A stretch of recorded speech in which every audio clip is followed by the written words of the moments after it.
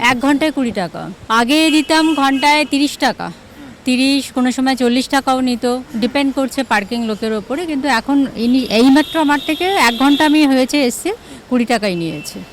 এখন 10 টাকা পার ঘন্টা, আগে 20 টাকা দিতে হতো, এখন 10 টাকা। আর এখন স্লিপ চাইলে ওদের মেশিন নেই বলছে, ওই কারণেই আমাদের স্লিপ দিতে পারছেন না, না ডবল লাইন করতে দিচ্ছে না, সিঙ্গেল লাইন। স্যার আমাদের নিয়ম হয়েছে, আপনি যে ডবল লাইনে যে হতো, তারপরে আপনার যে অবৈধ পার্কিং যেখানে আছে ও সব বন্ধ করে দিয়েছে। তারপরে 10 টাকা পার ঘন্টা 4 হুইলার, 2 হুইলার 5 টাকা ঘন্টা। ডবল লাইনে রাস্তার জ্যামটাও অনেকটা বেশি হয়, আর সিঙ্গেল লাইন হলে কি গাড়ি ঘোড়া ঠিকঠাকও যেতে পারবে, মানুষের চলাচলের জন্য সুবিধা হবে, এইটুখানি। হ্যাঁ, মানে সিঙ্গেল লাইনটা খুব দরকার, সে সব জায়গায়, এখানে হোক আর যেখানেই হোক।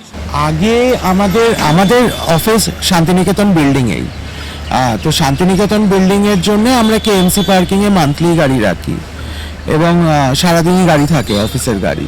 তো সেই জন্যে আমাদের 3,500 টাকা নেওয়া হয় এখান থেকে। কিন্তু দুর্ভাগ্যের ব্যাপার, 3,500 টাকা দিয়েও আগে কোনো দিন আমরা প্রপার ম্যানেজ কার স্পেস বা গাড়ি রাখার সুযোগ পেতাম না।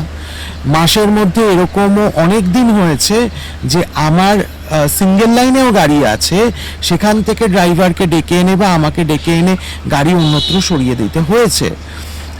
তবে আশা করছি এখন যেভাবে ম্যানেজ করা হচ্ছে তাতে গাড়ি খুব সুন্দরভাবেই থাকবে।